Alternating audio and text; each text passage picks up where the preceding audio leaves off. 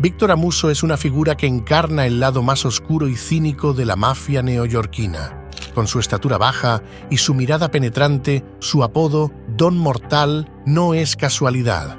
Fue acuñado por el fiscal adjunto Charles Rose, reflejando su implacable liderazgo durante uno de los periodos más sangrientos de la familia Lucchese. A pesar de cumplir cadena perpetua desde principios de los 90, su reinado, aunque debilitado, continúa allí. Él manda y los demás deben obedecer. La resistencia a sus directrices o la simple sospecha de traición resulta cara, conlleva derramamiento de sangre. Esta es la historia de Víctor Amuso, el jefe encerrado y envejecido de la organización Lucchese.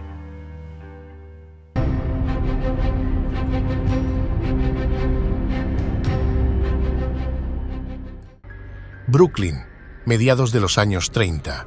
Un joven llamado Vittorio Amuso, nacido el 4 de noviembre de 1934 en el barrio de Canarsie, crecía rodeado de una atmósfera en la que se respiraba ilegalidad y peligro.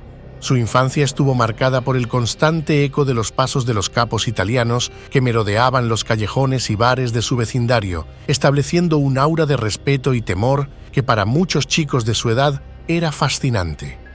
En aquel entonces, Nueva York estaba dividida entre 5 familias delincuenciales: Bonanno, Profasi, Gambino, Genovese y Gagliano.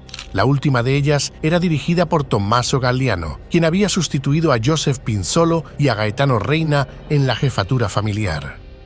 Mientras la ciudad se preparaba para salir de la Gran Depresión, el joven Vittorio, quien prefería ser llamado Víctor, Vic o incluso el pequeño Vic, fue absorbiendo el encanto y el rigor de esa vida poco honesta.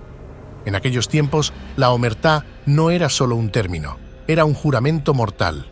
Cualquiera que rompiera el pacto enfrentaba un destino que dejaba claro el precio de la deslealtad. Y aunque solo era un niño, Amuso iba entendiendo las reglas del juego. Ya en los años 40, siendo apenas un adolescente, la vida le presentó una oportunidad en la forma de Anthony Corallo, un hombre que había escalado dentro de la familia Gagliano. A sus ojos, Víctor Amuso parecía una apuesta prometedora. Tony lo tomó bajo su ala, y de repente, el joven de Brooklyn se encontraba dentro de la maquinaria de la familia Gagliano aprendiendo el oficio. Él se movía rápidamente entre trabajos menores, con un ojo siempre puesto en los grandes movimientos de la familia. En una de esas misiones, llegó a trabajar como guardaespaldas y chofer de Carmine Tramunti, otro capo de la familia que, dentro de unos años, ejercería un rol estelar en ella. Este trabajo le enseñó la importancia de estar alerta y mantener el control en todo momento. Las lecciones de Carmine y Tony eran simples pero brutales. O se es el cazador o se es la presa. Amuso, claramente, quería ser lo primero. Mientras tanto, la estructura de poder de la mafia seguía evolucionando. Las familias no solo luchaban por el control de los barrios, sino por ampliar sus redes de extorsión, juego y préstamo, aprovechando los vacíos que dejaba la posguerra. Víctor fue aprendiendo rápidamente sobre las jerarquías y los peligros de desafiar a los que estaban arriba. Observaba, con mirada aguda, cómo los veteranos se movían, calculando cada paso, eliminando enemigos y forjando alianzas con otros jefes. En fin, los gajes del oficio. Al final de los 40, ya era un rostro medianamente conocido en Brooklyn, un soldado de confianza dentro de la organización Gagliano. Cualquiera que lo viera, con sus maneras calculadoras y su mirada de acero, sabría que aquel joven estaba listo para el siguiente nivel. En febrero de 1951, el telón bajó definitivamente para Tommy Gagliano, el jefe familiar. Al morir, su puesto no quedó vacante por mucho tiempo. Tommy Lucchese, la cara visible y su leal soldado, asumió el mando. Cabe decir que fue un cambio que trajo aires distintos a la familia que ahora pasaría a llamarse como él. Lucchese, a diferencia de su predecesor, no tenía miedo a los reflectores. Con él al frente, la familia tomó un rumbo más ambicioso, dejando atrás los pasos sigilosos y afilando sus garras en las calles de Nueva York, preparándose para una era donde el bajo perfil no era suficiente. A medida que la década de los 50 iba marchando, la mafia neoyorquina enfrentaba una nueva amenaza: las investigaciones del Senado. Estas empezaban a exponer las operaciones de las familias y a poner en riesgo a varios de sus líderes. Por ejemplo, Philip Bácola, jefe de la familia de Nueva Inglaterra, decidió huir a Italia en lugar de enfrentar los cargos de evasión fiscal y en el 54 le pasó las riendas de sus operaciones a un joven pero ambicioso Raymond Patriarca. En ese entorno de traiciones y reacomodos, el pequeño Vic empezaba a vislumbrar su propia ascensión. En los tempranos años 60, Amuso observaba con ojos fríos el caos que se desataba entre las filas de la familia Profaci. Eran tiempos de guerra, y no era una guerra cualquiera. Los hermanos Gallo, con Crazy Joe a la cabeza, habían desafiado al anciano y meticuloso Giuseppe Joe Profaci, el jefe de la organización. Este último, acostumbrado a controlar cada céntimo de su imperio, había empezado a cortar los ingresos de Gallo, y él, claro, no estaba dispuesto a aceptar eso sin pelear. A pesar de su asociación con los Lucchese, Vittorio no se sintió impedido de participar en actividades delictivas junto a Joe Gallo. Fue en ese campo de batalla donde se ganó su lugar, desempeñando su rol como ejecutor, un título que en el submundo equivalía a un pase directo al infierno, si es que uno creía en tales cosas. Las órdenes eran claras: eliminar a quienes se alinearan con Profaci, a quienes desafiaran a Joe Gallo, y él, fiel a su naturaleza, cumplía con gusto. Por aquellos días se decía que había eliminado a varios de los leales a Profaci, aunque nadie podía confirmarlo con certeza. En esos días, los nombres se perdían como agujas en pajares y los cuerpos solían aparecer sin rostro en algún callejón. Sin embargo, en medio de esa sangrienta guerra de poder, la suerte parecía no estar del lado de los Gallo. En 1961, Joe Gallo y una docena de los suyos terminaron en prisión por cargos de extorsión. Aparentemente, Amuso corrió la misma suerte en aquellos primeros años de los 60. La guerra, al menos por el momento, tuvo que esperar. No sin antes ocurrir otro par de cambios importantes en el seno de los Lucchese. Tommy Lucchese llevó las riendas de la familia hasta el día que la muerte le tocó el hombro, el 13 de julio de 1967. Un tumor cerebral comenzó a roerlo desde adentro y aunque él se aferraba al poder, cada día su cuerpo le fallaba un poco más.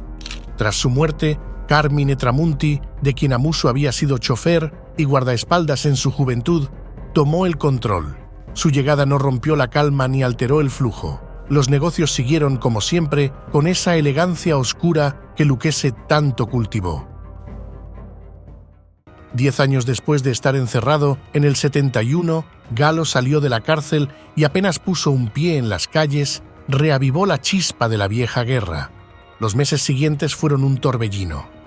En junio, Joseph Colombo, el nuevo jefe familiar y otro capo rival, fue víctima de un intento de asesinato en medio de una multitud. Se decía que Gallo estaba detrás, o al menos eso querían creer los rumores. La tensión aumentaba y la ciudad parecía contener el aliento, esperando el siguiente golpe. Ese golpe llegó el 7 de abril de 1972, cuando Gallo fue asesinado a tiros mientras celebraba su cumpleaños en la pequeña Italia.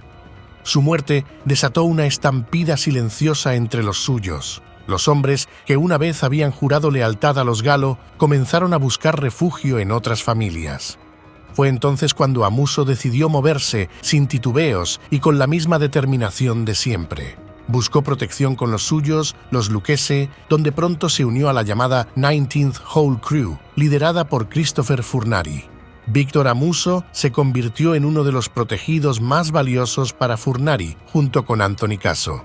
Caso conoció a Victor poco después de convertirse en un hombre hecho y derecho dentro del submundo delincuencial. Su estrecha asociación comenzó a florecer a medida que participaban en numerosas actividades delictivas juntos, incluida la extorsión, el tráfico de drogas y el asesinato. La transición de Vittorio dentro de la 19th Hole Crew fue casi natural, como si el destino lo hubiera preparado para ese momento. Fue en una gélida tarde de diciembre de 1972 cuando Amuso fue detenido por la policía afuera de un edificio en Morgan Avenue, un negocio de fachada donde se negociaban libertades para quienes podían pagarlas. Junto a Richard Curro, un oficial de correcciones y asociado de los Lucchese, se dedicaban a vender la libertad a prisioneros con bolsillos llenos de billetes, cobrando hasta $20.000 por un pase a la libertad.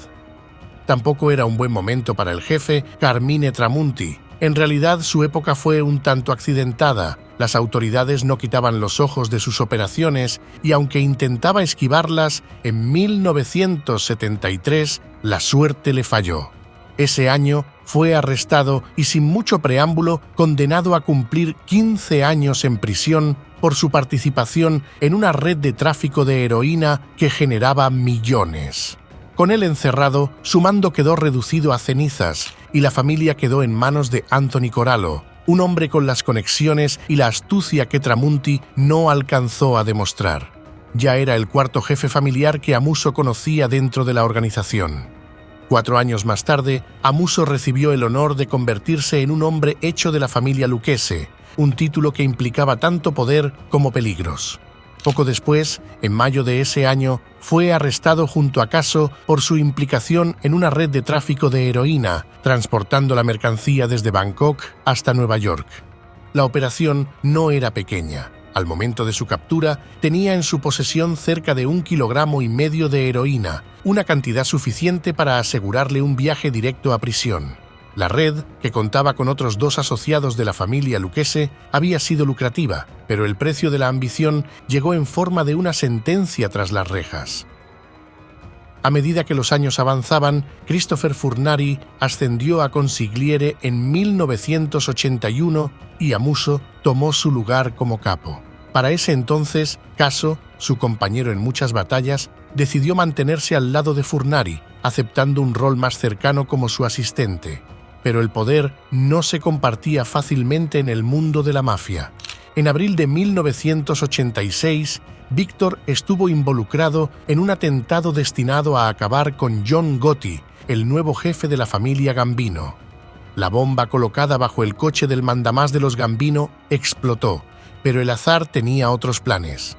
El que murió fue Frank De Chico, el subjefe de los Gambino.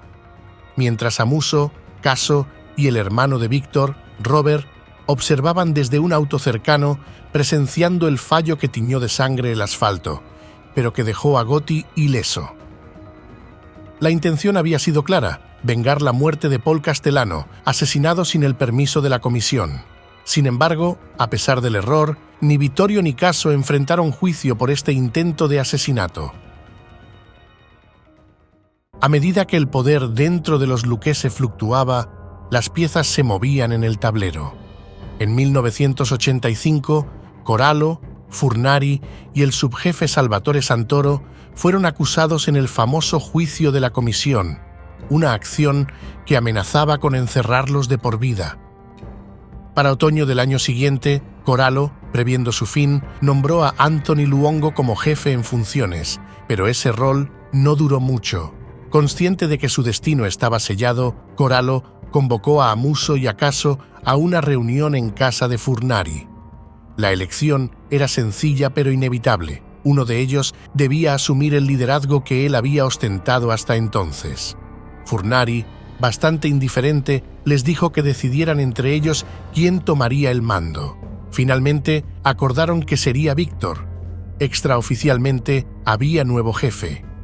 Para aquel entonces, Amuso ya había consolidado su posición de poder. No por nada se ganó el apodo de Don Mortal, ya que como jefe era particularmente sanguinario e inescrupuloso, incluso para ser un mafioso, que ya es mucho decir. Este nombramiento de Víctor Amuso y la posterior ascensión de Anthony Caso como subjefe fue el comienzo de una era sangrienta dentro de la familia Lucchese y las demás organizaciones criminales. Amuso y Caso apuntaron sus miras hacia Anthony Asceturo, líder de la pandilla de Nueva Jersey, conocida como la Jersey Crew. La exigencia era clara: el jefe extraoficial quería la mitad de los ingresos anuales de Asceturo, pero este decidió oponerse. $50.000 al año le parecían suficientes para mantener la paz con Nueva York, pero los capos no perdonaban a los tacaños. Amuso lo despojó de su rango y la relación, tensa desde el principio, se rompió como un cristal fino que cae contra el piso. Habría que esperar un poco más para ver el desenlace con esta pandilla, pero era solo el principio. Mientras tanto, Anthony Luongo, capitán de los Lucchese, cayó en el otoño de 1986, apenas semanas después de que Amuso fuera designado como jefe familiar. Sospechando que Luongo quería dar un golpe dentro de la organización, Caso lo atrajo con promesas y lealtades aparentes solo para dejarlo sin vida en una emboscada planeada. En enero de 1987, tras las sentencias de cadena perpetua de Corallo y otros líderes, Víctor Amuso se convirtió en el jefe oficial de la familia Lucchese. A principios de septiembre del 87, otro ejemplo de la barbarie iniciada hace pocos meses. El soldado Frank Santoro y su asociado, Carmine Barriale, estaban en la lista negra. Su única condena, intentar vengar la muerte de su hermano. Sin posibilidad de defenderse, Santoro fue ejecutado de manera cruda y despiadada, rodeado de una camaradería tan falsa como pasajera. Barriale, quien estaba con él, pagó justo por pecador. En octubre del mismo año, John Otto Heidel, asociado de la organización, cayó bajo las sospechas del jefe. Heidel había sido señalado como informante, una marca que para Don Mortal y Caso no podía significar otra cosa que una sentencia de muerte. Fue asesinado mientras le hacía labores mecánicas a su automóvil. Su cuerpo, desaparecido para siempre, se esfumó en algún rincón oscuro de Nueva York. Empezando el año siguiente, Joseph Martino se encontró en la misma posición de los antes mencionados. En Brooklyn, rodeado de un silencio helado y la indiferencia de la ciudad, murió asfixiado. En otoño, la ira de Amuso alcanzó su punto álgido contra la pandilla de Jersey. Convocó a toda la pandilla a Brooklyn, aunque solo 10 de sus miembros acudieron al llamado. Pero algo en el ambiente era demasiado denso, como si una advertencia sutil flotara en el aire. Sospechando una trampa, aquellos 10 hombres huyeron sin mirar atrás. La reacción de Víctor fue implacable. Dio la famosa orden de matar a Jersey, decretando la muerte de todos los miembros de la pandilla.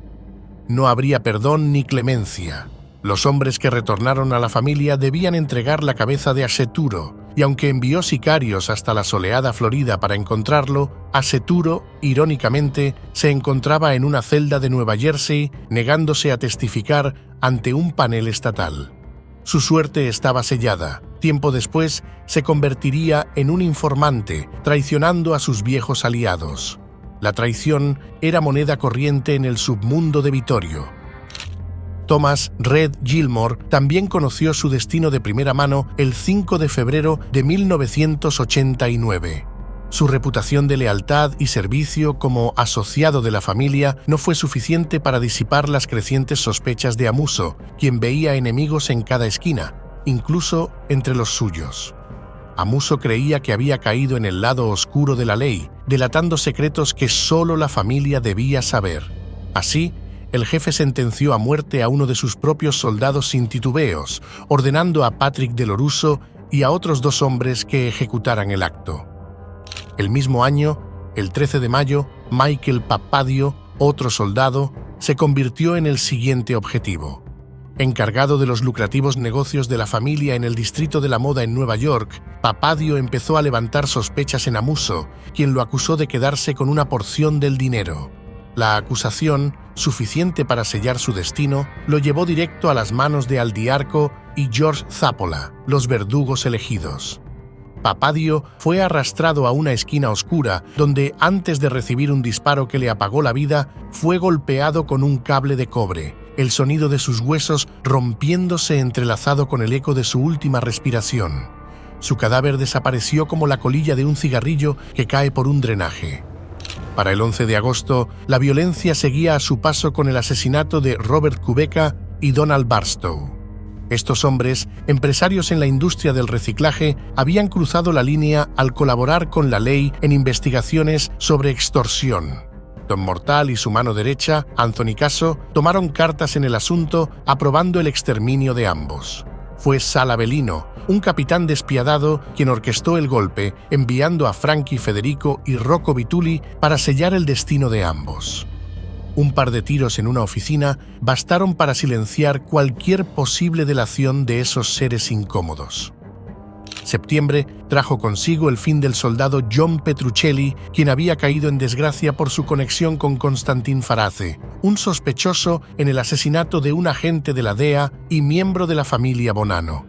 La presión sobre Amuso aumentaba y la solución le pareció simple: deshacerse de Petruccelli y cualquier elemento que pudiera implicarlo. En un acto casi teatral, Aldiarco recibió la instrucción de confrontarlo, dándole la opción de acabar con Farace o enfrentar su propio fin.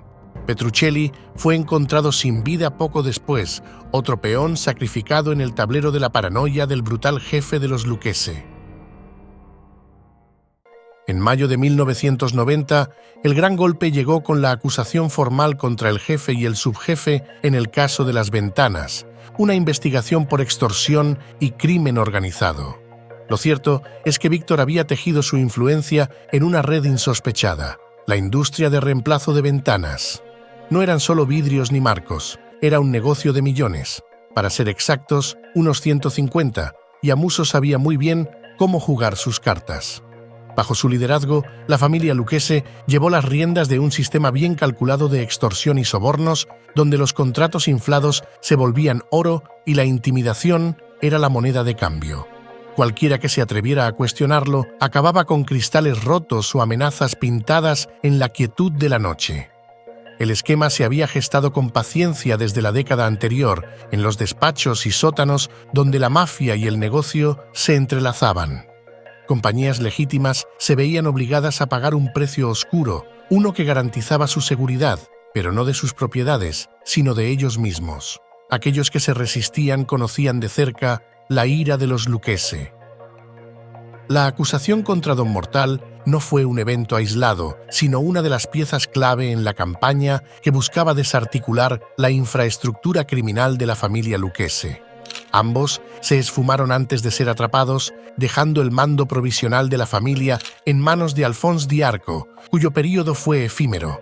Era el primer jefe provisional de aquella era, pero la violencia, el verdadero sello de la dinastía de Amuso y Caso, no había terminado. En 1991, Peter Chiodo, uno de sus capitanes, fue acusado de violaciones a la ley Rico. Amuso, sospechando que Chiodo cooperaba con el gobierno, ordenó su ejecución. 12 balas atravesaron el cuerpo de Chiodo en un intento de silenciarlo para siempre, pero sobrevivió, desatando una represalia aún más sucia: la amenaza de muerte contra su esposa y un intento fallido de asesinar a su hermana. Esa transgresión de las reglas mafiosas fue el error que llevó a Chiodo a aliarse con el gobierno, transformándolo en el testigo estrella contra el jefe y sus aliados. Vittorio, quien ya mostraba signos de paranoia por tantos traidores acechando, no paraba de emitir órdenes de muerte. Se contaron hasta 49 nombres en su lista, casi la mitad de ellos pertenecientes a hombres de su propio entorno.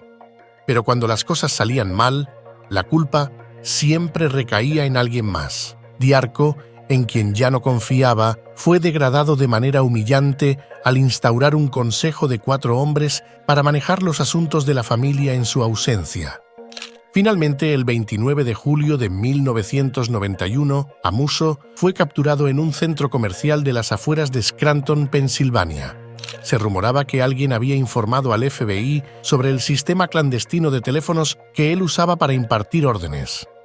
Diarco también fue blanco de una emboscada en un hotel de Manhattan. Al notar a un hombre armado en el baño, Diarco, alguien que conoce bien las tramas mafiosas, huyó y se entregó a las autoridades. Su testimonio, junto al de Chiodo y otros traidores, acabó por sellar su destino.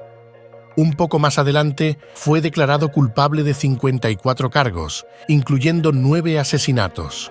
Estaba descubierto y no podía hacer nada. Era el 3 de abril de 1992, una noche cualquiera en Long Island. Aunque para Aniello Migliore, capo de la vieja facción del Bronx de la familia Lucchese, no fue un día cualquiera. Sus alianzas incomodaban a los que ahora movían los hilos de la organización a la que pertenecía. Había sobrevivido a un ataque ese día, pero el mensaje de Amuso, incluso detrás de los barrotes, era claro.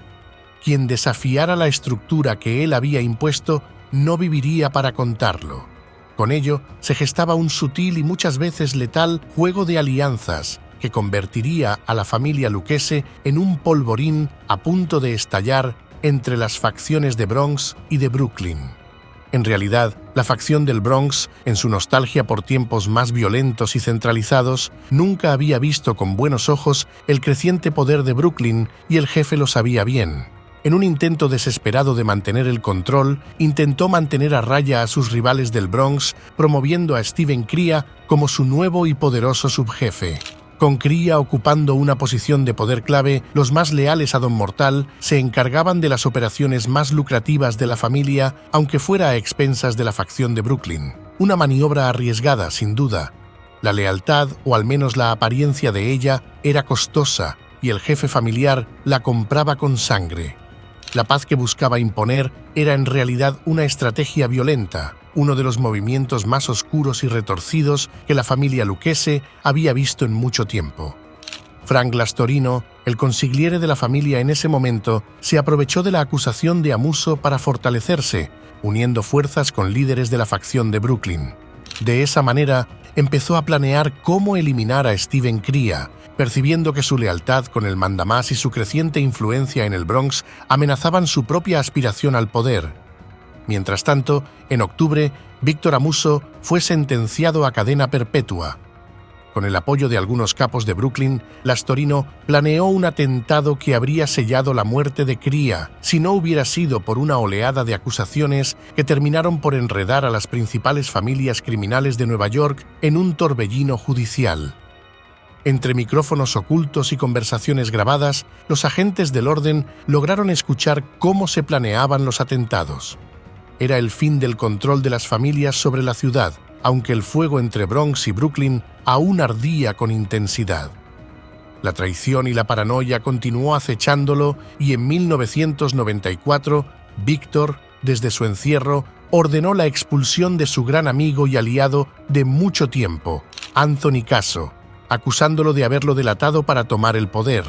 Caso, abandonado, también se convirtió en informante, sellando el fin de una lealtad que había durado bastantes años. Para mediados de la década, Amuso tenía motivos de sobra para dudar de cada uno de sus hombres. Desde su celda, se esforzaba en mantener el control, eligiendo a sus aliados con precaución. Joseph DeFede sería su segundo jefe en funciones a partir de 1995. Solo duraría 3 años en esa posición. Un año más tarde, Louis Daidon fue promovido a consejero, en un intento por estabilizar la organización. Sin embargo, la traición siempre rondaba, y a pesar de sus esfuerzos, el control de Don Mortal sobre sus subordinados era cada vez más frágil. DeFede, desde su posición como jefe interino, supervisaba las operaciones en el Distrito de la Moda, un feudo rentable que generaba entre $40,000 y $60,000 mensuales, mientras que Crea, ahora al mando del Bronx, supervisaba las operaciones de extorsión en la construcción, generando una suma que fluctuaba entre $300,000 y $500,000 al mes. Daidone se encargaba del trabajo sucio, asegurándose de que los soldados y capos mantuvieran en orden las operaciones más básicas de la organización.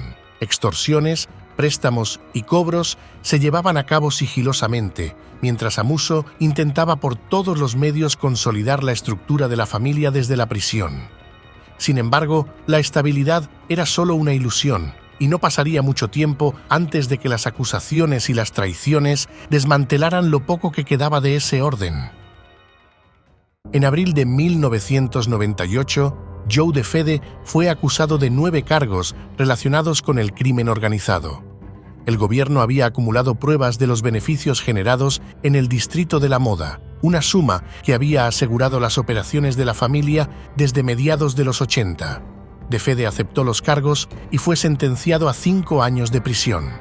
Amuso, en su paranoia y desconfianza, vio en esta decisión una prueba de traición, convencido de que DeFede había estado robando las arcas familiares desde el comienzo de su posición.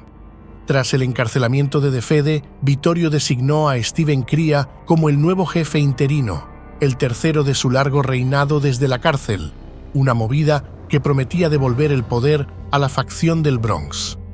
A diferencia de su predecesor, Crea entendía que su supervivencia dependía de ganarse la confianza del jefe familiar, enviando una porción de los beneficios mayores a la usual.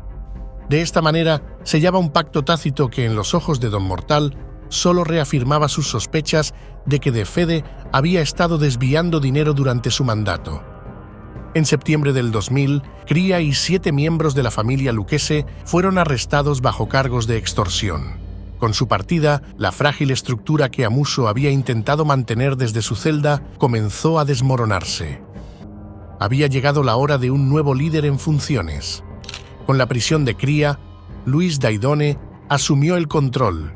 Este último, un hombre con la piel tan gruesa como su nombre, era conocido por su despiadada lealtad y su paciencia helada. Encabezó la organización Lucchese con un ojo siempre puesto en el contrato que su superior había dejado en pie: un precio por la cabeza de Joseph De Fede.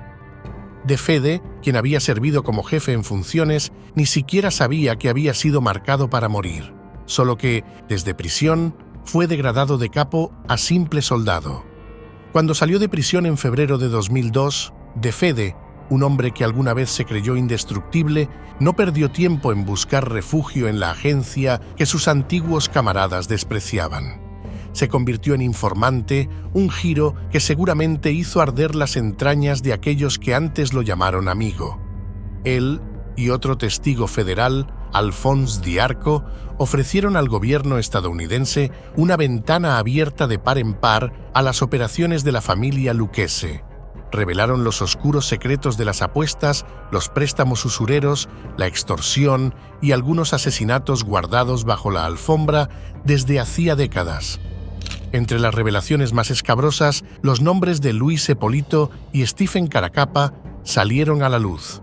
Estos 2 oficiales de la policía de Nueva York, antes considerados héroes, habían estado en nómina de Anthony Caso desde los años 80. Recibían grandes sumas de dinero de la familia Lucchese para filtrar información sobre investigaciones en curso y, en ocasiones, atraer a informantes a sus muertes. Para Daidone, la traición de De Fede y el arresto de Eppolito y Caracappa fueron golpes difíciles de asimilar. No obstante, su reinado no duraría mucho. En 2003, Louis Daidone fue condenado a cadena perpetua por cargos de crimen organizado y asesinato. La justicia le había puesto un collar de hierro y mientras él desaparecía en el sistema penitenciario, más de una docena de figuras prominentes de la familia Lucchese fueron también encerradas. Era una caída en cadena, como un castillo de naipes, una erosión de poder que ningún jefe había previsto en su totalidad. Con Daidone fuera del tablero, Amuso, quien seguía enviando instrucciones desde su celda, decidió implementar un panel de mando para mantener en pie los negocios diarios de la familia. No habría jefe interino, sino que 3 capos influyentes fueron seleccionados para encabezar este sistema: Aniello Migliore, Matthew Madonna y Joseph Di Napoli. Cada uno de ellos era una pieza calculada, seleccionada por su habilidad para mantener la fachada mientras el poder se tambaleaba internamente. Estos hombres eran viejos en el juego y, aunque alguna vez rivales internos, ahora se veían obligados a compartir el timón en un intento desesperado por mantener la nave a flote en aguas cada vez más turbulentas. Pero en 2006, Stephen Cría fue liberado de prisión. Los líderes del panel continuaban gestionando las operaciones diarias, aunque el regreso de Cría trajo consigo un vago recuerdo de lo que una vez fue el poderío de la familia. Cría buscó reafirmar su autoridad y control sobre la familia, lo que chocó con los intereses de Amuso, quien seguía gobernando rígidamente desde la cárcel. El segundo no estaba dispuesto a cederle el control al primero.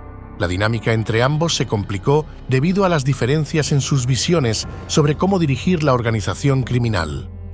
Aunque no se registraron actos de violencia inmediatos, las luchas internas por el poder interno se intensificaron.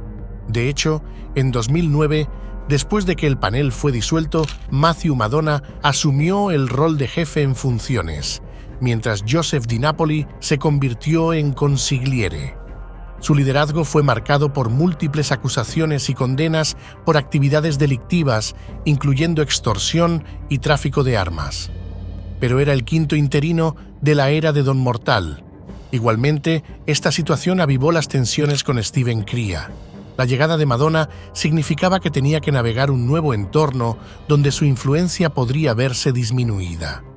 Para julio de 2014, Victor Amuso iba a cumplir 80 años y permanecía como el jefe oficial de la familia Lucchese, a pesar de su cadena perpetua, cumpliendo su condena en una prisión federal en Maryland.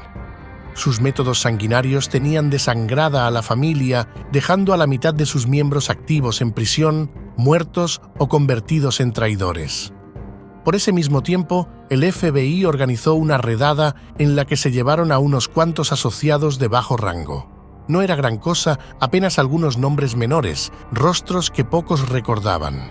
Los agentes pensaban que esas detenciones ayudarían a mantener viva la presión sobre la familia, pero la verdad era que el tiempo estaba haciendo su trabajo. Los Lucchese ya eran las sobras de lo que solían ser. En mayo de 2019, la historia de esta familia delictiva volvió a girar en su espiral mortal.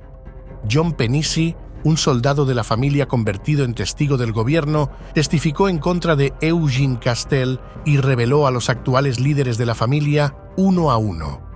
Según su testimonio, en 2017, Amuso, desde su celda, había enviado una carta a Stephen Crea, entonces subjefe, designando a Michael DeSantis como jefe en funciones, reemplazando al capo Matthew Madonna.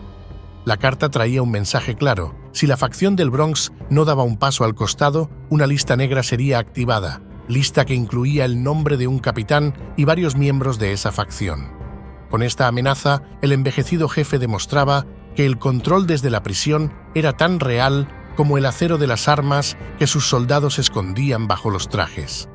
Penisi reveló también el esqueleto geográfico de la familia Lucchese. Operaban con 7 grupos o pandillas, 2 en el Bronx, 2 en Long Island, 1 en Manhattan, otro en Nueva Jersey y la última facción en Brooklyn, antiguamente conocida como la pandilla de Amuso y Caso, ahora instalada en Tottenville, Staten Island.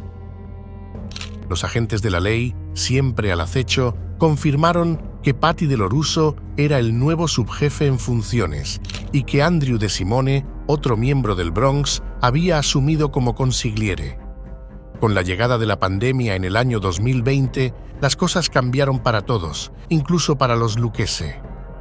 También hubo noticias de viejos socios. Anthony Caso, antiguo incondicional de Amuso y ahora traidor, falleció el 21 de mayo a sus 78 años de edad, como consecuencia de la nueva enfermedad. Para 2021, los agentes federales comenzaron a notar un cambio en la escena criminal de Nueva York. Los informes hablaban de conflictos entre familias rivales y de un aumento en los enfrentamientos entre miembros de la mafia por el control de los negocios que aún eran rentables. Los Lucchese no eran una excepción.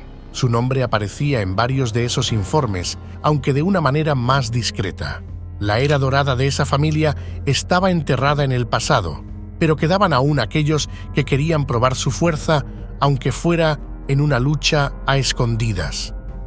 A mediados del 2023, Victor Amuso, un hombre de 87 años de edad que continuaba dirigiendo la organización, solicitó a través de su defensa que fuera liberado, luego de pasar más de 3 décadas en prisión. ¿Cuál podía ser el alegato para semejante ocurrencia? Simplemente que tiene una edad avanzada y sus condiciones médicas no son las más óptimas. Es un hombre que, por razones biológicas que saltan a la vista, se irá pronto de este mundo. No tendrá el tiempo ni la capacidad física suficiente para violar la ley. Además, con tantos años encerrado, ostenta un récord institucional perfecto. Como prisionero, ha cumplido cabalmente con su deber. Esos eran los argumentos. La respuesta de las autoridades, por supuesto, fue negativa. Amuso debe cumplir cadena perpetua porque sigue dirigiendo una organización criminal, incluso estando al descubierto y cumpliendo condena. Actualmente, el jefe oficial de los Lucchese tiene 89 años de edad. Desde su tiempo en la cárcel, ha contado con 6 jefes interinos y ha visto decaer significativamente a la organización a la cual pertenece, luego de haber sido una máquina bien engrasada en el pasado. Aparentemente, Michael DeSantis es el actual jefe interino, George Zappola es el jefe de calle, Frank Papagni es el subjefe y Anthony Barata es el consigliere de la familia. Según se dice, el anciano delincuente ya no puede moverse sin una silla de ruedas debido a una artritis crónica, y su visión ya es bastante borrosa. También ha perdido varios dientes y ha pedido ayuda médica, incluidas notas escritas a mano para inyecciones de cortisol que no reciben la respuesta esperada. Se atrevió a engañar al FBI, manipuló ambos lados sin inmutarse y desató una era de violencia sin control. James Whitey Bulger. El video con su historia lo tienes justo ahora en pantalla.